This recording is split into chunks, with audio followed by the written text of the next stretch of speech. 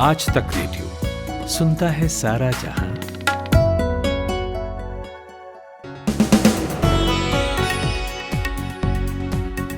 नमस्कार, आज है 28 जुलाई, दिन है बुधवार और मेरा नाम अमन गुप्ता है। आज तक रेडियो पर आप इवनिंग न्यूज़ एनालिसिस पॉडकास्ट दिन भर सुन रहे हैं। यहाँ पर हम दिन की बड़ी खबरों की चर्चा करते हैं, उन पर एक्सपर्ट्स के ओपिनियन जानते हैं। तो आज किन खबरों पर बातचीत होगी वो जान लीजिए। तो पिछले 24 घंटे में देश में कोरोना के मामलों में 10,000 से ज़्यादा का इजाफा हुआ है। तो ये अचानक बढ़ोतरी क्यों हुई, और देश के उस राज्य से भी कोरोना मामलों की बढ़ोतरी का ट्रेंड समझेंगे जिसका देश भर के पूरे मामलों में 50% का कंट्रीब्यूशन है। और IMF ने साल 2021-22 में भारत के आर्थिक विकास का अनुमान 3% घटा दिया है। ऐसा करने के पीछे कौन से कारण हैं और बाकी प्रमुख देशों की अर्थव्यवस्था को लेकर क्या अनुमान जताए हैं IMF ने, और साथ ही ये भी जानेंगे कि भारत के लिए जो अनुमान जाहिर किए गए हैं उनमें क्या आगे सुधार की कोई उम्मीद है। फिर आज संसद में क्या हुआ ये बताएंगे, और आखिर में सीधे टोक्यो में मौजूद अपने रिपोर्टर राहुल रावत से लेंगे ओलंपिक खेलों से जुड़ा अपडेट। लेकिन अभी हेडलाइंस का वक्त है, लेकर आई हैं खुशबू कुमार। केंद्रीय कैबिनेट ने deposit insurance and credit guarantee corporation act संशोधन बिल को मंजूरी दे दी है। इस बिल को मंजूरी मिलने के बाद बैंक के बंद होने या डूबने की स्थिति में ग्राहकों की 5 लाख रुपए तक की रकम सुरक्षित रहेगी और डिपॉजिटरों को 90 दिन के भीतर यह रकम मिल जाएगी। जम्मू कश्मीर के पहलगाम में अमरनाथ गुफा के पास बादल फटने की रिपोर्ट सामने आई है। आपदा प्रबंधन अधिकारियों ने बताया कि बादल फटने के कारण किसी के घायल होने की खबर नहीं है। उत्तर प्रदेश के बीजेपी सांसदों की बैठक आज रात 8 बजे दिल्ली के कॉन्स्टिट्यूशन क्लब में होगी, जिसमें सभी 61 बीजेपी सांसद और 22 राज्यसभा सांसद मौजूद होंगे। संगठन के सभी बड़े नेता, राष्ट्रीय अध्यक्ष JP नड्डा के अलावा सुनील बंसल, राधा मोहन सिंह और प्रदेश अध्यक्ष स्वतंत्र देव सिंह भी बैठक में होंगे। आज ममता बनर्जी कांग्रेस अध्यक्ष सोनिया गांधी से मिलने उनके आवास 10 जनपद पहुंची। सोनिया से मुलाकात के बाद ममता ने कहा कि कांग्रेस को क्षेत्रीय दलों पर भरोसा करना होगा और क्षेत्रीय दलों को कांग्रेस पर। ममता ने यह भी कहा कि बीजेपी को हराने के लिए सबका एक होना जरूरी है। वहीं केंद्र सरकार ने आज संसद में बताया कि जम्मू कश्मीर में हालात सामान्य होने पर इसे राज्य का दर्जा दे दिया जाएगा। मोदी सरकार लोकसभा में पेपर फाड़ने वाले विपक्ष के 10 सांसदों को निलंबित करने का प्रस्ताव रखेगी। आज सुबह हंगामा करने वाले इन सांसदों के खिलाफ कार्यवाही का मूड सरकार बना चुकी है। इन्होंने सदन में पेपर फाड़कर उड़ाए थे। आज एंटनी ब्लिंकन ने दिल्ली में तिब्बत के धर्मगुरु दलाई लामा के एक प्रतिनिधि मंडल से मुलाकात की। उन्होंने कहा कि सिविल सोसाइटी के नेताओं से मिलकर मुझे खुशी हुई। भारत और अमेरिका हमेशा से लोकतंत्र समर्थक रहे हैं और ये हमारे संबंधों का आधार भी है। तालिबान अफगानिस्तान में अपना प्रभुत्व बढ़ाने के लिए चीन का सपोर्ट चाहता है। इसके लिए उसने चीन को यह भरोसा भी दिलाया है कि वह अफगानिस्तान की ज़मीन का इस्तेमाल आतंकियों को किसी दूसरे देश को निशाना बनाने के लिए नहीं करने देगा।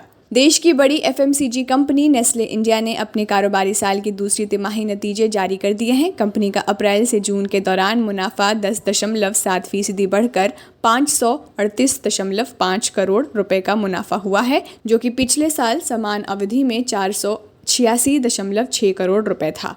भारत और श्रीलंका के बीच दूसरा T20 मैच आज ही होगा। न्यूज़ एजेंसी के मुताबिक कृणाल को टीम से अलग कर दिया गया है। वहीं 8 और खिलाड़ी की कोरोना रिपोर्ट नेगेटिव आई है, लेकिन कोरोना प्रोटोकॉल के तहत ये 72 घंटे तक ग्राउंड पर नहीं आ सकते हैं। आप सुन रहे हैं आज तक रेडियो। आज तक रेडियो पर आप शाम का खबरनामा दिन भर सुन रहे हैं।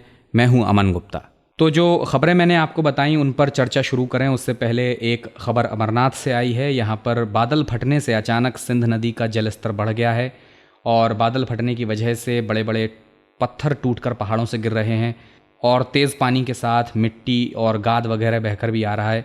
इसे लेकर एक वीडियो भी सोशल मीडिया पर चल रहा है और जिन लोगों ने ये वीडियो बनाया है उसमें साफ तौर पर उनकी घबराई हुई आवाज़ों को सुना जा सकता है।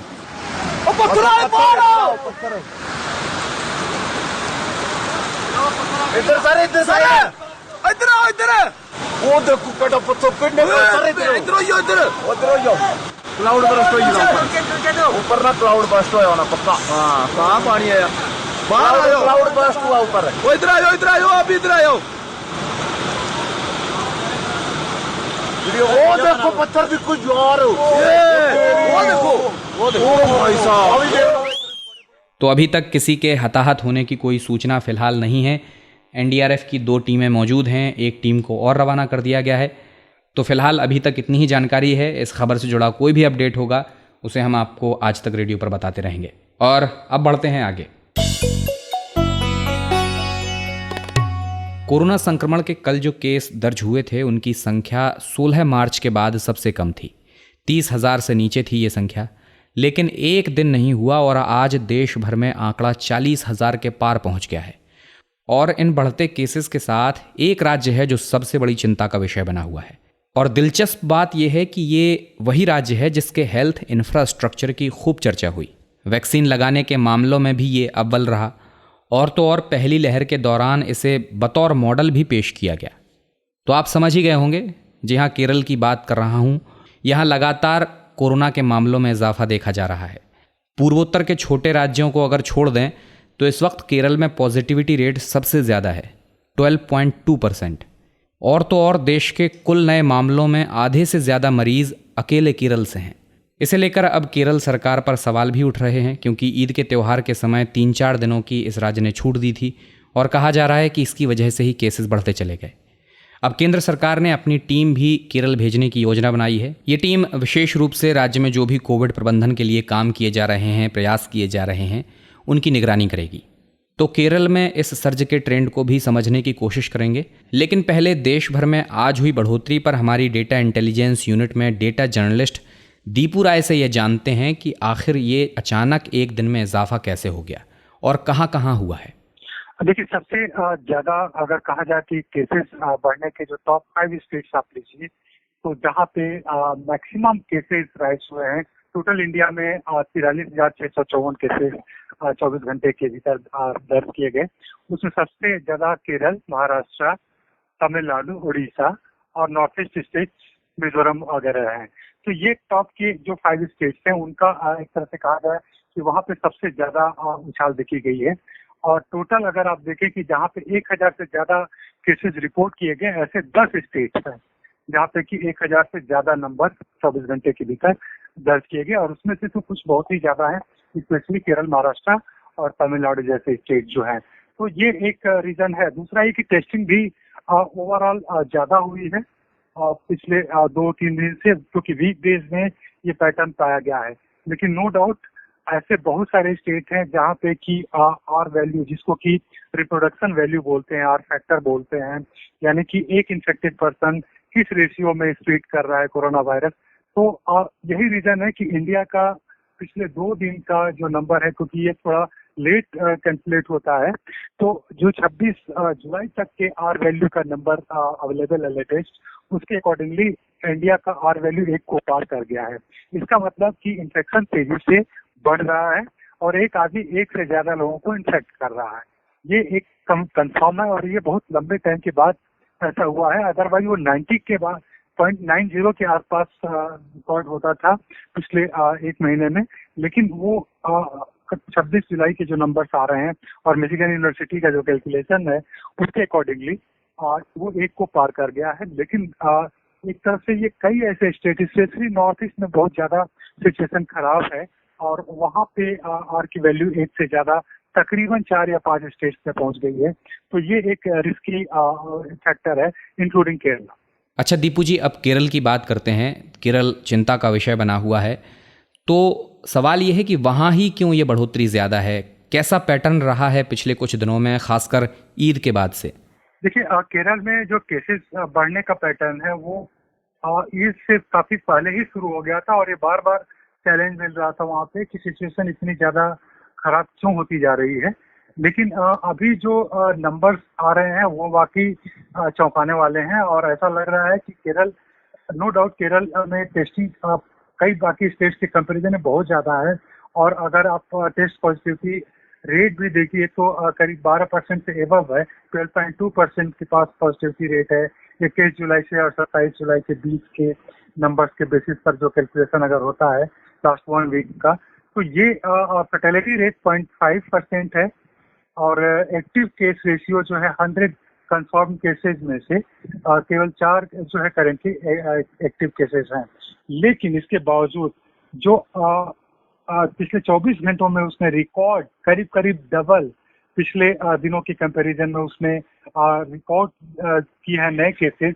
करीब 22,129 केसेस केरल ने रिपोर्ट की है, जबकि आप उससे एक दिन पहले देखें तो 11,586 था। ऑलमोस्ट डबल केसेस रिपोर्ट किया है और ये 10,000 ज्यादा 2 ही दिन के भीतर 10,000 ज्यादा नए केसेस।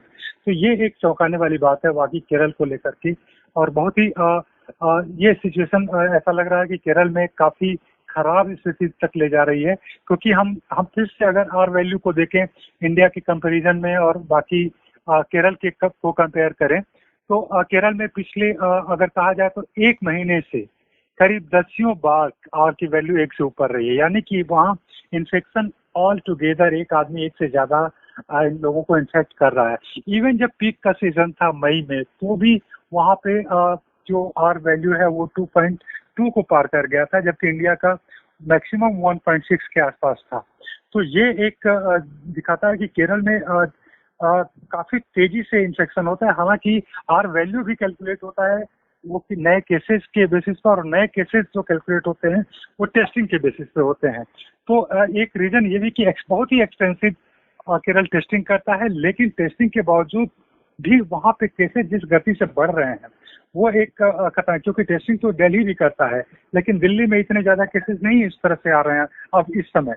लेकिन केरल के साथ ये प्रॉब्लम आ रही है कि टेस्टिंग भी ज्यादा है और केसेस इनफैक्ट भी लोग एक दूसरे को ज्यादा कर रहे हैं। और ये एक रीजन है कि नो डाउट जो ईज किया गया लॉकडाउन का या जो कोविड एप्रोप्रिएट बिहेवियर में ढील दी गई वो भी एक रीजन है।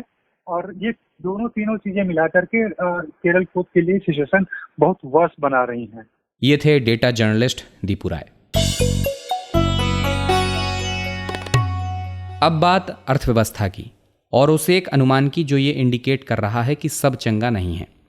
अभी हमने आपको बताया ही कि एक बार फिर कोरोना के नंबर्स बढ़ने लगे हैं, उससे हेल्थ इंफ्रास्ट्रक्चर पर पड़ने वाला दबाव तो है ही, मगर उससे ज़रा आगे चलें और हम आप अर्थव्यवस्था के अलग अलग मानकों को देखें, समझें, तो एक्चुअल स्थिति समझ में आती है।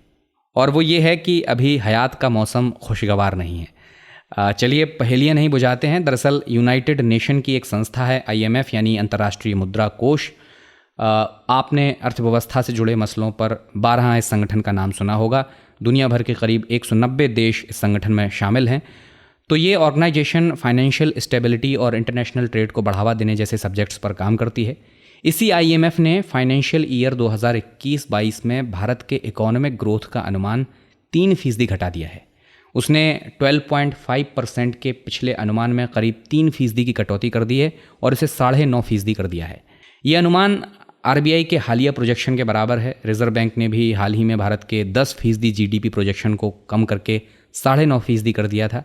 ऐसे में IMF के इस हालिया प्रोजेक्शन को किस तरह से देखा जाना चाहिए और 3% की जो कटौती की गई है उसकी वाजिब वजह क्या है, यही पूछा हमने बिजनेस टुडे टीवी के मैनेजिंग एडिटर सिद्धार्थ जराबी से।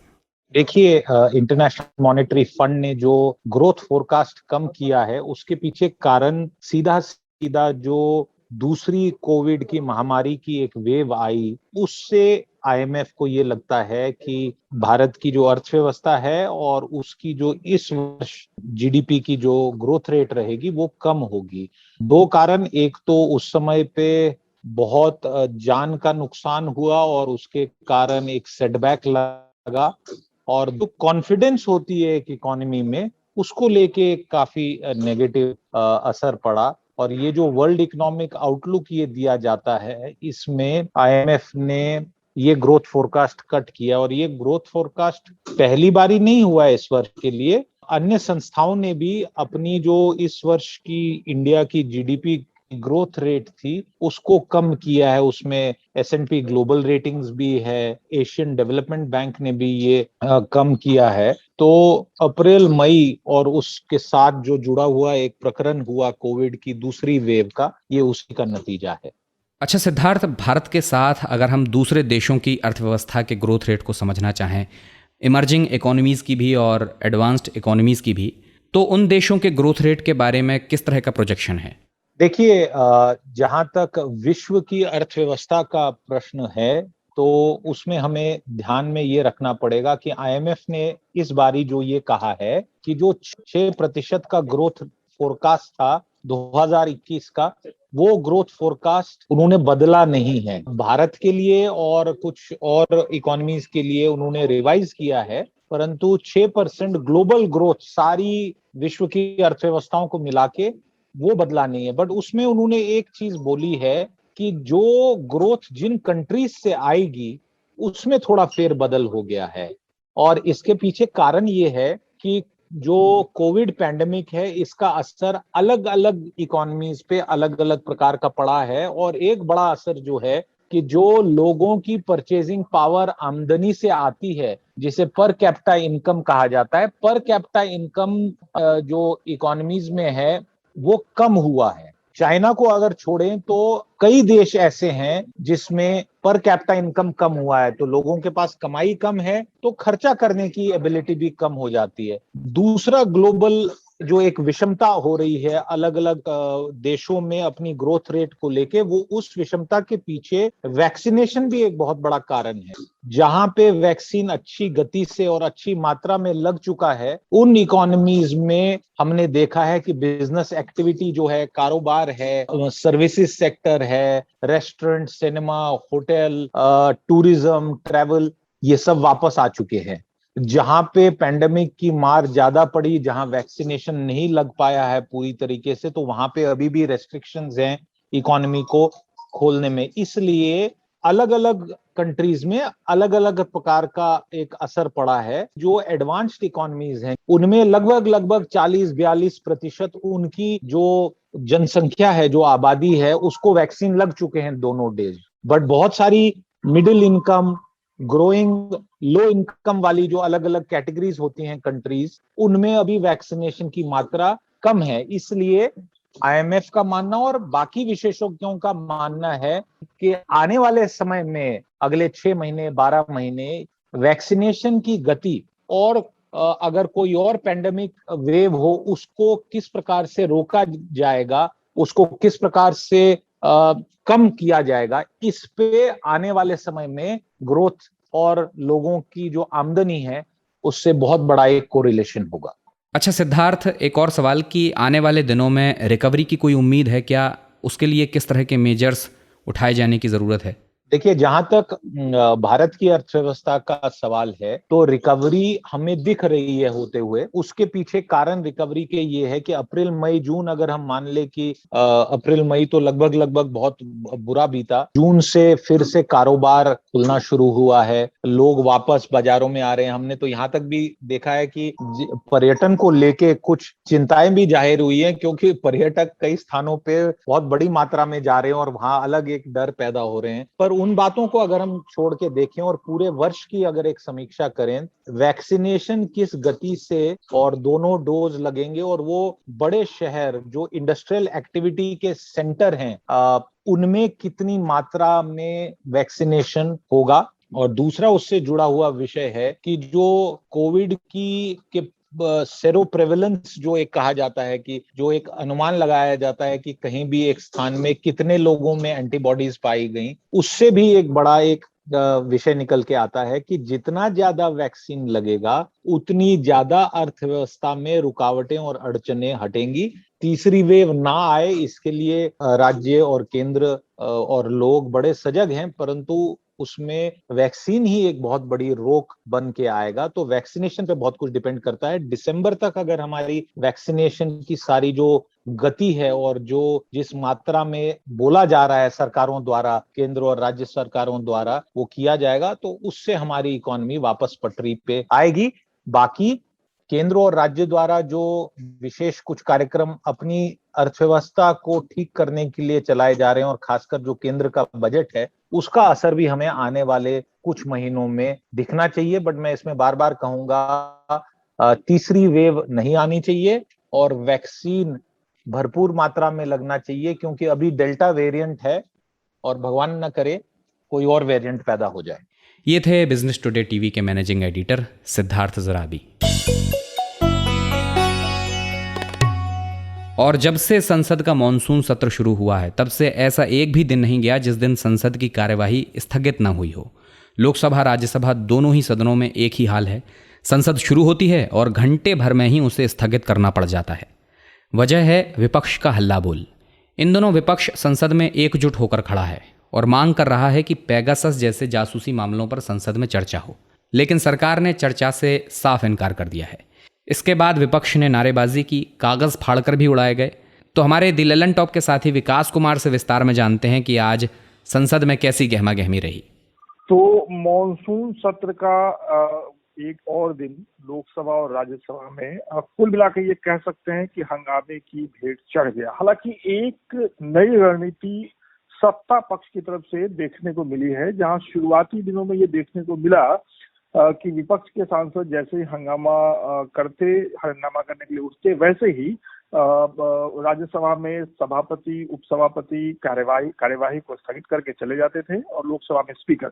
लेकिन आज जो एक नई रणनीति मुझे दिखी है कि बार बार सभा स्थगित जरूर हुई, लेकिन इस दौरान सरकार ने अपनी तरफ से कुछ प्रस्ताव, कुछ बिल पास करवा लिए। शुरुआत, जैसा कि आपको पता ही है कि आज सुबह कांग्रेस और बाकी विपक्षी दलों ने एक मीटिंग की और मीटिंग में यह तय हुआ कि पेगासस मामले में, जो जासूसी का मामला है, और किसानों के मामले में विपक्ष एकजुट दिखेगी और सबसे पहले सरकार से पेगासस मामले में बयान देने और चर्चा करने के लिए नोटिस दिया जाएगा और तमाम चीजें होगी। लेकिन ऐसा कुछ दिखा नहीं। राज्यसभा लोकसभा 11 बजे शुरू हुई और शुरू से ही नारेबाजी हुई और राज्यसभा सबसे पहले 11 बजे शुरू हुई और 8 मिनट बाद ही दोपहर 12 बजे तक के लिए स्थगित हो गई। लोकसभा में भी यही हुआ। खेला हो गए की नारेबाजी के बीच पहली बार, हाँ ये एक बड़ी बात है कि पहली बार पूरा प्रश्नकाल चला, मतलब 11 बजे से 12 बजे तक सवाल जवाब हुआ।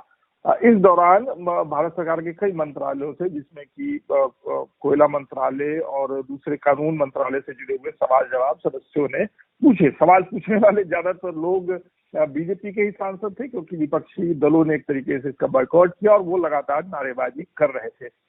अब मैं लेकर के आपको आता हूँ, क्योंकि राज्यसभा तो स्थगित हुई गई थी, लोकसभा की कार्यवाही चली रही थी। प्रश्नकाल पूरा ही हुआ था। सभापति राजेंद्र अग्रवाल, पीठासीन सभापति राजेंद्र अग्रवाल अपनी जगह पर थे।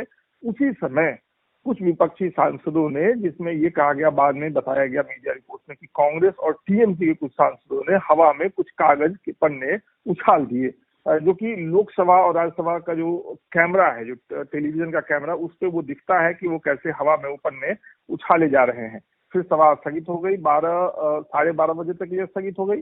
12:30 बजे फिर से कार्यवाही शुरू हुई और लोकसभा में उसी तरीके की नारेबाजी राज्यसभा में भी उसी तरीके की हुई।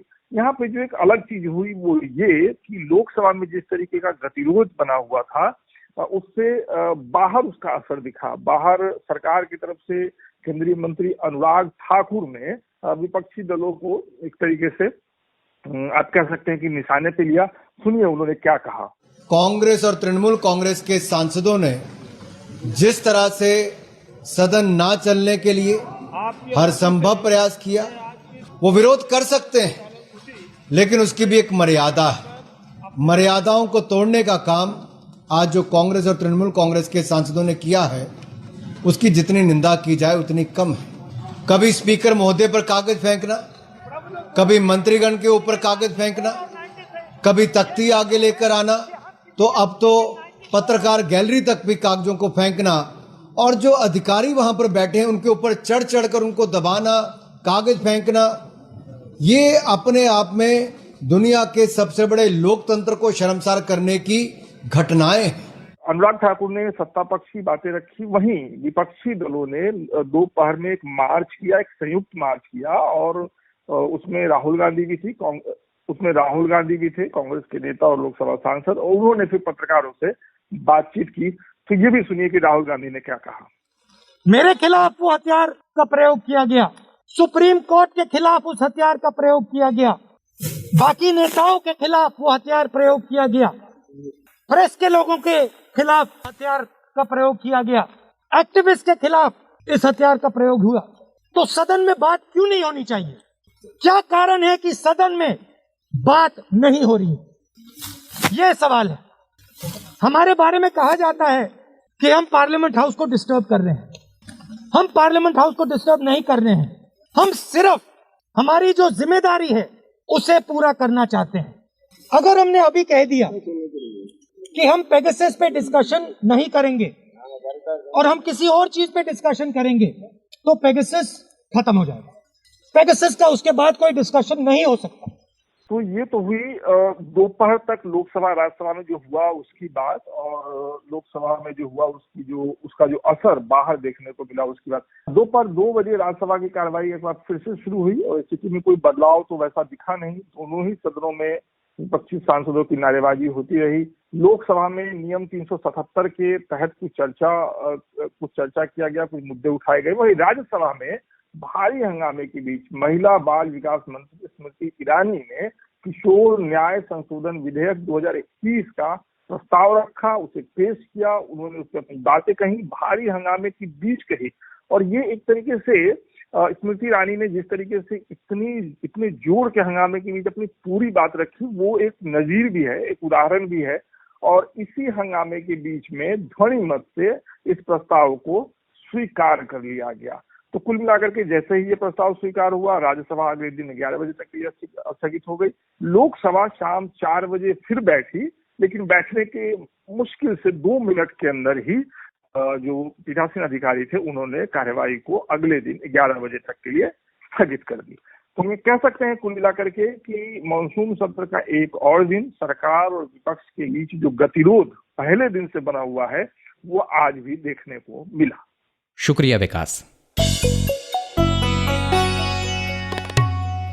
और अब आखिर में ओलंपिक अपडेट्स।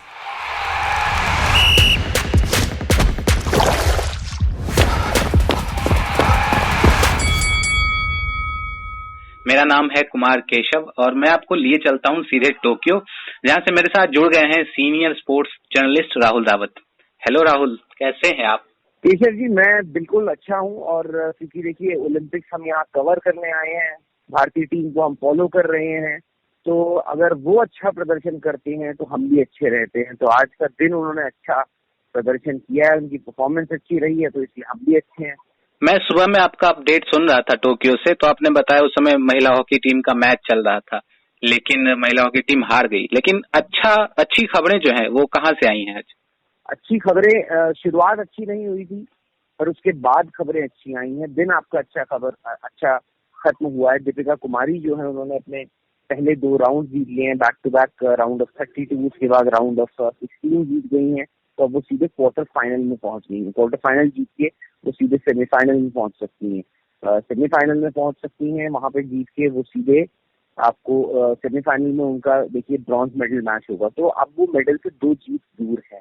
और दीपिका कुमारी से देखिए उम्मीदें लंदन में भी थी, रियो में भी थी। हो सकता है थर्ड टाइम लकी बोलते हैं कभी कभार, तो हो सकता है दीपिका कुमारी का लक और परफॉर्मेंस और मेहनत तीनों मिल जाए तो होपफुली आपको एक मेडल भी मिल जाए। एक और मेडल की उम्मीद बॉक्सिंग के रिंग से जगी है। पूजा रानी, क्या कहेंगे उनके बारे में? बिल्कुल, एक क्यों, कल हम लवलीना बोरगोहेन की बात कर रहे थे, आज हम पूजा रानी की बात कर रहे हैं, कल हम हो सकता है कि मेरी कॉम की भी बात करें, क्योंकि अगर कल मेरी कॉम जीतती हैं तो वो भी क्वार्टर फाइनल्स में पहुंच जाएंगी। और आज जो है ऑलरेडी क्वार्टर फाइनल्स में पहुंच गई हैं पूजा रानी। और पर देखना ये होगा कि ये इनका अगला मुकाबला कैसे होता है, क्योंकि देखिए ये बात हमने कल भी डिस्कस कर ली थी कि बॉक्सिंग में ऐसा होता है सेमीफाइनलिस्ट को जो है वो शेयर कर दिए जाते हैं। शेयर मतलब दोनों को एक ब्रॉन्ज दे दिया जाता है, तो कोई ब्रॉन्ज मेडल के लिए कोई प्ले ऑफ नहीं होता है। तो पूजा रानी का ये है कि जहाँ तक मुझे दिख रहा है उनका अगला मैच जो है वो एक चाइनीज बॉक्सर हैं, लेकिन उनसे उनका होगा। अब उन्होंने हाल ही में उनसे जहाँ तक मुझे याद आ रहा है एशियन चैंपियनशिप में या फिर एक किसी 2020 में एक इवेंट हुआ था, उसमें उन्होंने उनको हराया था चाइनीज बॉक्सर ने पूजा रानी। तो यहाँ तक तो सब कुछ अच्छा है। अभी देखिए आज का दिन बहुत अच्छा है, पर आपको अच्छी परफॉर्मेंसेज आज नहीं कल भी देनी पड़ेंगी, परसों भी देनी पड़ेंगी, क्योंकि अगर आपको जीतना है मेडल तो आपको अब ओपोनेंट्स भी टफ मिलते रहेंगे। तो बट आज का दिन कन्विंसिंग विक्ट्री थी, तीनों जजेस ने उनके पॉइंट्स में उनके फेवर में दिए और उससे ये साबित होता है कि वो कितनी कन्विंसिंग और डोमिनेटिंग थी अपनी बाउट में आज। वापस मैं थोड़ा लौटूंगा तीरंदाजी में, जहाँ पे तरुणदीप और प्रवीण जाधव का जो सफर है वो खत्म हो गया।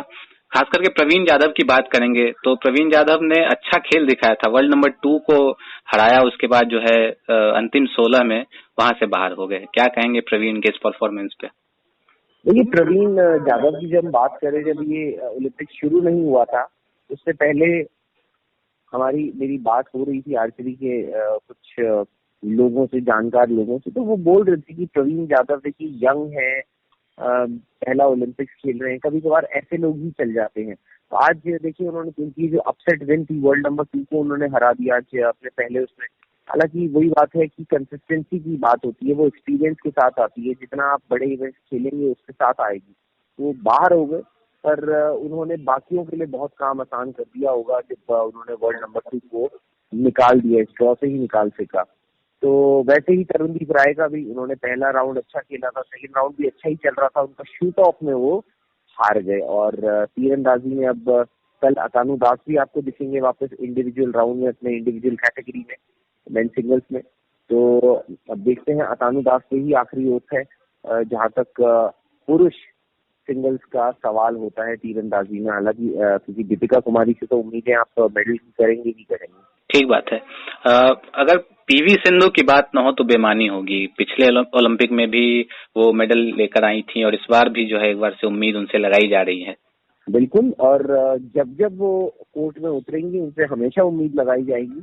और पीवी सिंधु की, जैसे मैंने कल बात करी थी आपसे ही, शायद से हम बात कर रहे थे, उनकी सबसे खास बात अब ये हो चुकी है कि वो बिग मैच टेम्परामेंट जो चाहिए होता है वो पीवी सिंधु के पास है, और वो आज से नहीं है, वो हमेशा से उनके पास रहा है। जब पीवी सिंधु नहीं थी जिनको हम आज जानते हैं, वो तब भी बड़े मैचेस निकालना जानती थी। अब तो खैर वो माहिर हो चुकी हैं, पर ये ओलंपिक्स है। फिर मैं वही बात बोलूंगा कि यहाँ पे आप जैसे जैसे आगे बढ़ेंगे आपके मैचेस भी बेहतर होते जाएंगे, टफ होते जाएंगे। पर पीवी सिंधु, अगर आज भी आप उनका मैच देखें तो पहला गेम उनका वो 21-16 से जीती है। एक वक्त पर ऐसा था जो उनकी हांगकांग की ओपोनेंट है वो चल रही थी 14 ऑल की बराबरी पे। वहां से पीवी सिंधु ने, देखिए वो होता है कि आप बड़े प्लेयर की निशानी यही होती है कि उसको करंट सिचुएशन पे कैपिटलाइज कैसे करना है, वो उनको आता है। वहां से उन्होंने लीड ली और उसके बाद पीछे मुड़कर ही नहीं देखा, दूसरा गेम भी एक झटके में निकाल दिया उन्होंने। तो वो तरीका होता है, टेम्परामेंट होता है, प्रेशर को कैसे झेलना है और कैसे रिएक्ट करना है उसका। तो वो पीवी सिंधु अब माहिर हो चुकी हैं, सिल्वर मेडलिस्ट हैं रियो में, उसके बाद रीनिंग वर्ल्ड चैंपियन भी हैं। तो बड़ी प्लेयर है इस पूरे टूर्नामेंट की। तो वो भी बाकी लोग भी देख रहे होंगे उनको और उनका गेम, क्योंकि पीवी सिंधु एक बड़ा कांटा बन सकती है हर किसी के लिए। शुक्रिया केशव और राहुल। तो जब तक ओलंपिक का खेल चल रहा है, आपको आज तक रेडियो पर हर रोज हम इसी तरह टोक्यो से सीधे अपडेट्स देते रहेंगे। अब आपसे इस प्रोग्राम में विदा लेने का वक्त हो गया है। अगर आपका प्रोग्राम से जुड़ा कोई फीडबैक है तो आप हमें radio@aajtak.com पर ईमेल करके बता सकते हैं।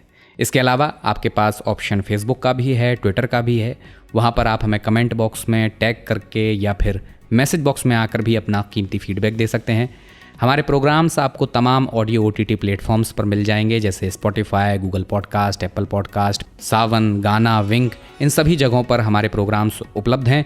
आप उन्हें नाम से जाकर सर्च बार में सर्च कीजिए, आपको प्रोग्राम मिल जाएगा, उसे सब्सक्राइब कर लीजिए ताकि कोई भी प्रोग्राम जैसे ही आए आपको तुरंत अपडेट मिल जाए। इस प्रोग्राम के लिए साउंड मिक्सिंग की कपिल देव सिंह ने, प्रोड्यूस किया है प्रतीक वाघमारे ने। मैं हूं अमन गुप्ता। अब आपसे इजाज़त चाहूँगा। नमस्कार।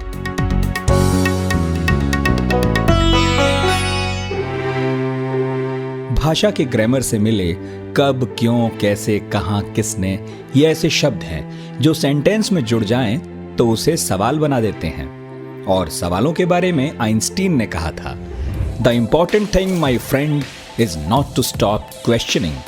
मैं हूं नितिन ठाकुर और लेकर आया हूं एक ऐसा पॉडकास्ट जिसमें हम हर टॉपिक का रेशा रेशा खुलने तक सवाल पूछने से थकते नहीं। यहाँ हम बात करते हैं समंदर में दफन इतिहास से लेकर आसमान में उड़ते साइंस तक की। तो हर गुरुवार मेरी दुकान पर मिलेगा 4 किताबों के बराबर ज्ञान। आज तक रेडियो पर पढ़ाकू नितिन में, हमारी वेबसाइट के अलावा एप्पल पॉडकास्ट, गूगल पॉडकास्ट और स्पॉटिफाई पर भी। है।